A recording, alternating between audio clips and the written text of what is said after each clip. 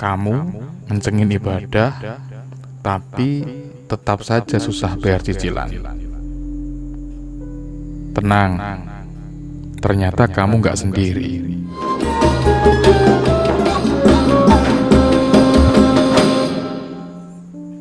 Assalamualaikum warahmatullahi wabarakatuh. Sahabat YouTube yang berbahagia dan dirahmati oleh Allah,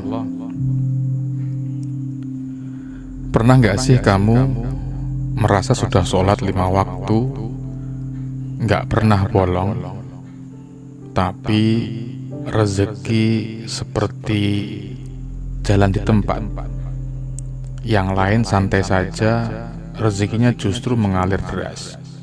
Kamu ngencengin ibadah, tapi tetap saja susah bayar cicilan. Tenang, ternyata kamu gak sendiri. Banyak orang baik yang merasa seperti itu. Tapi mungkin kita perlu duduk sebentar, ngobrol pelan-pelan soal apa itu sebenarnya rezeki.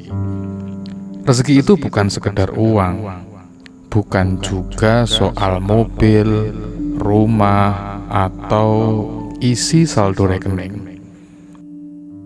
Rezeki itu luas, dan seringkali kita sendiri yang nyempitin makna rezeki.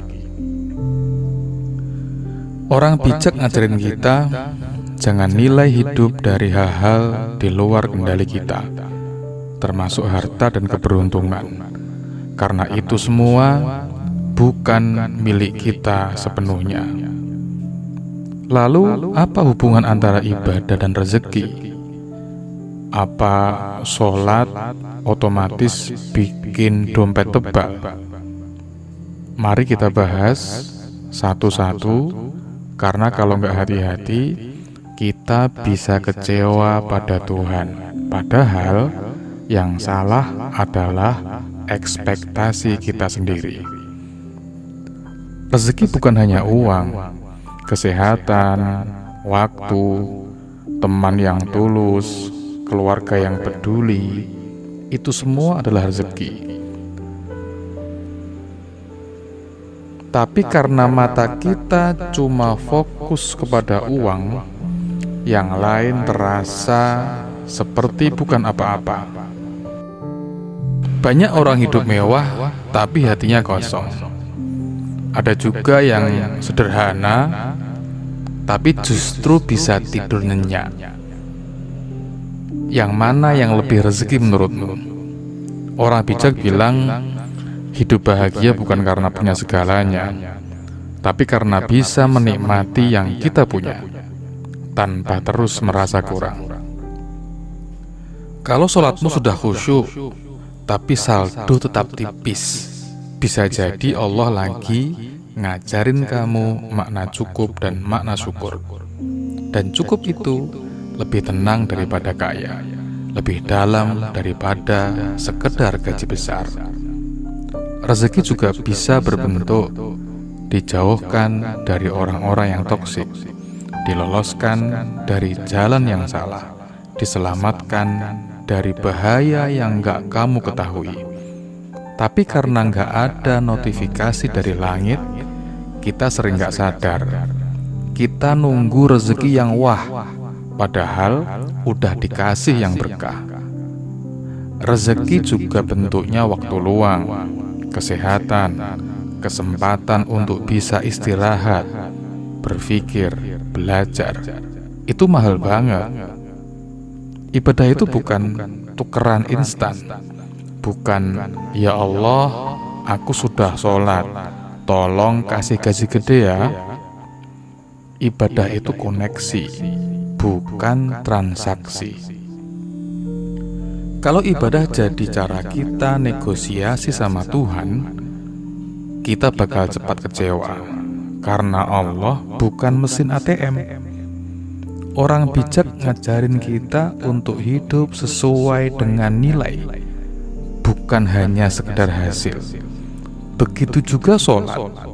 Itu bukan cara dapat duit, tapi cara agar tetap waras dan tetap terarah. Sholat menjaga kita dari keburukan, membentuk mental kuat, membuat kita sadar bahwa kita ini adalah kecil, tapi punya tujuan besar. Kalau sholat gak bikin kaya, bukan berarti gak berguna.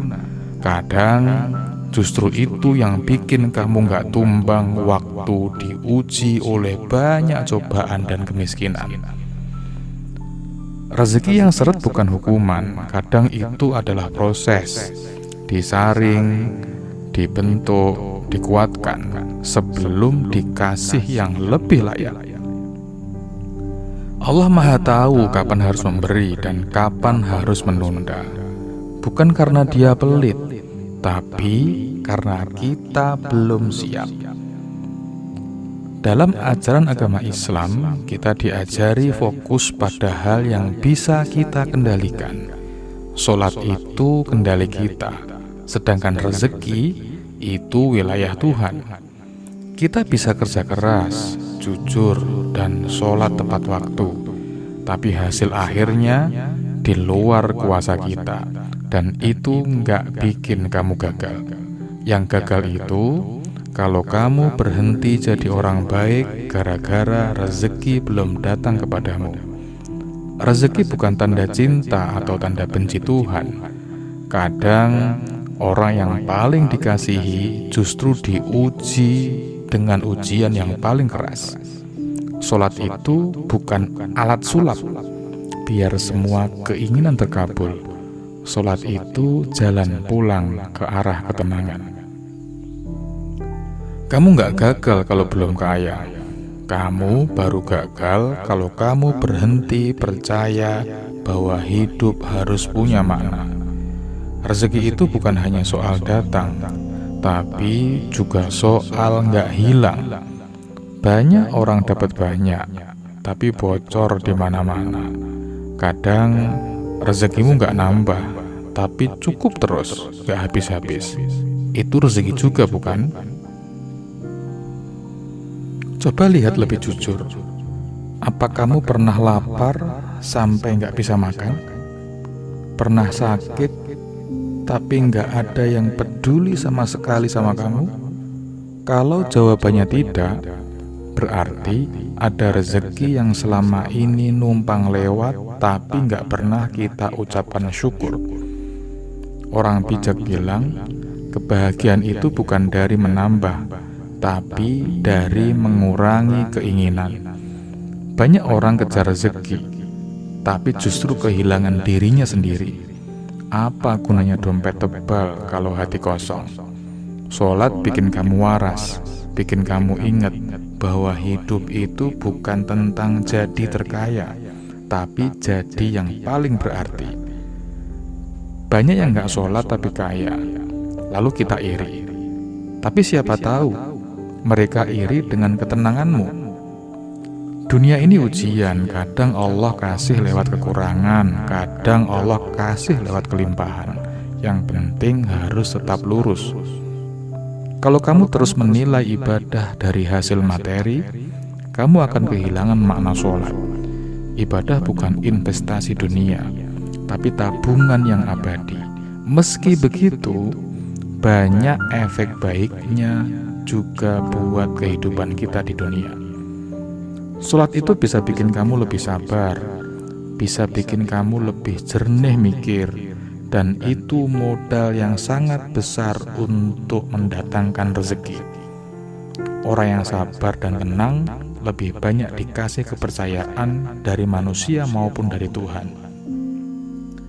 Mungkin rezekimu bukan uang cepat, tapi kamu dikasih karakter yang kuat. Dan itu rezeki yang gak semua orang sanggup punya. Kalau kamu tetap sholat, walaupun hidup berat, itu artinya kamu kuat. Dan kekuatan itu adalah rezeki dari Allah. Rezeki gak melulu masuk dari depan, kadang dari pintu yang tak disangka. Tapi, kalau kita sibuk meratapi, kita gak bakal lihat pintunya di mana.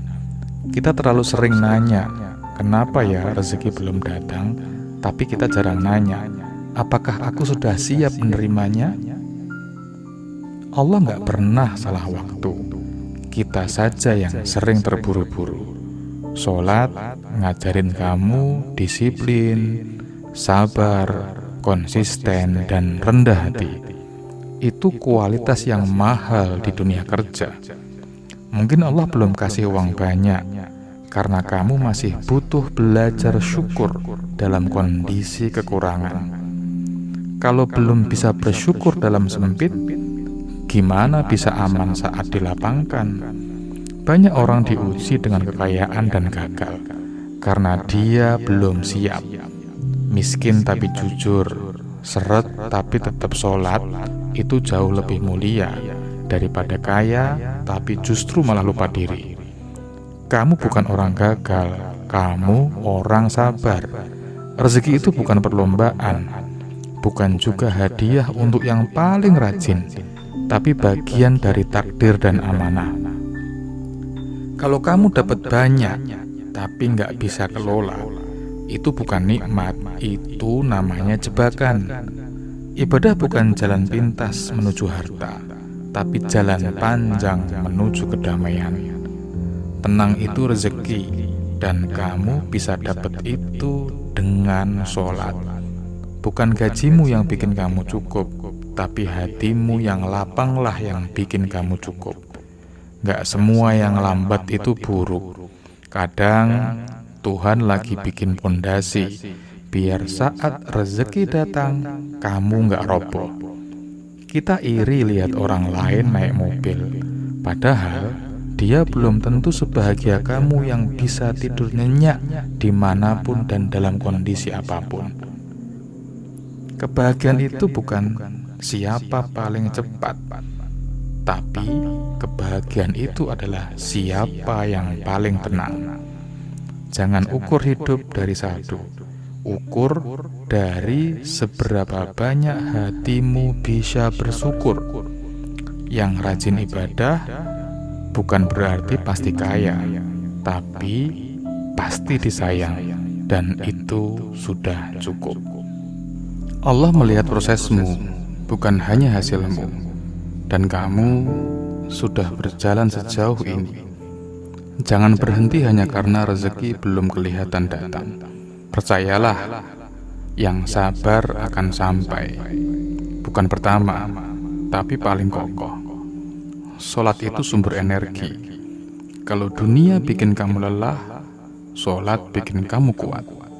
Kamu gak tahu apa yang Allah selamatkan darimu sampai detik ini. Bisa jadi kamu diselamatkan dari kesombongan, dari harta yang bikin kamu lupa, dari uang yang bikin kamu hancur. Sholat menjagamu tetap rendah hati, tetap bersyukur, tetap sadar diri. Dunia ini sementara, tapi efek dari sholat bisa kekal. Teruslah sholat, teruslah percaya, karena rezeki yang baik selalu datang pada waktu yang paling tepat dan paling bijak. Dan saat nanti rezekimu datang, kamu akan sadar, ternyata yang paling rezeki adalah hatimu yang gak pernah berhenti berharap pada Allah.